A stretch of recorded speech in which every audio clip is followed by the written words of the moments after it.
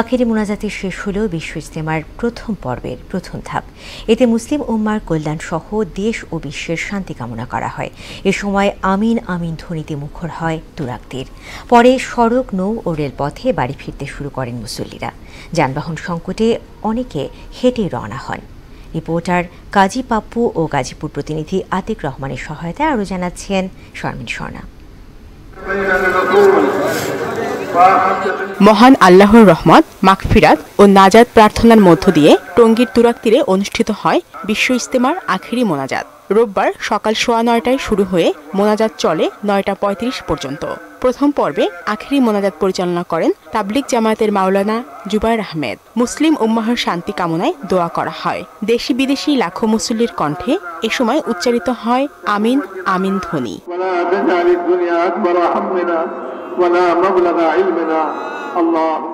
ইজতেমার প্রথম পর্বে অংশ নেন সুরাই নিজাম অনুসারী তাবলিগ জামাতের মুসল্লিরা।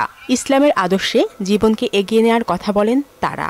যারা দিনের মধ্যে পরিপূর্ণভাবে ইস্তেকামাতের সাথে লেগে থাকবেন, আল্লাহ তাআলা এই দিনের উসিলায় আল্লাহ তাআলা সারা পৃথিবীর ভিতর শান্তি কায়েম করে দিবেন। সবাই সম্মিলিতভাবে আমরা যখন আল্লাহর কাছে চাইবো, আল্লাহ তাআলা আমাদের দোয়াগুলো অবশ্যই কবুল করবেন। আমরা যেন একসাথে মিলেমিশে কাজ করতে পারি দিনের জন্য।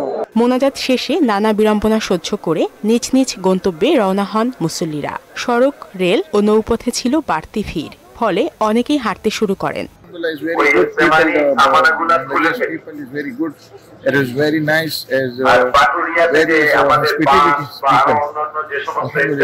অবশ্য যুদ্ধবন্ধের ক্ষেত্রে সকল ধর্মের লোক এদেশে সারা পৃথিবী ওয়ার্ল্ডে নিরাপত্তা থাকুক, ইসলাম এটাই চাই।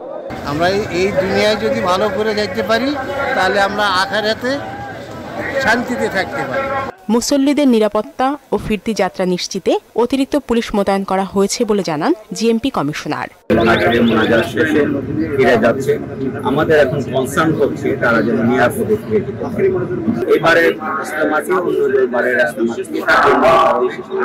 প্রথম পর্বটি 2 ধাপে হচ্ছে, এরপরে আবার 3 তারিখ থেকে আরেকটি ধাপ তৈরি হবে, যার জন্য পুলিশকে বাড়তি ডিউটিতে রাখতে হচ্ছে।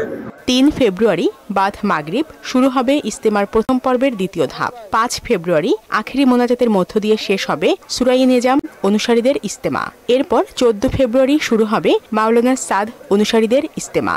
পরে আখেরি মোনাজাতের মধ্য দিয়ে 16 ফেব্রুয়ারি শেষ হবে এবারের 58তম বিশ্ব ইজতেমার আনুষ্ঠানিকতা। শারমিন স্বর্ণা, মোহনা সংবাদ।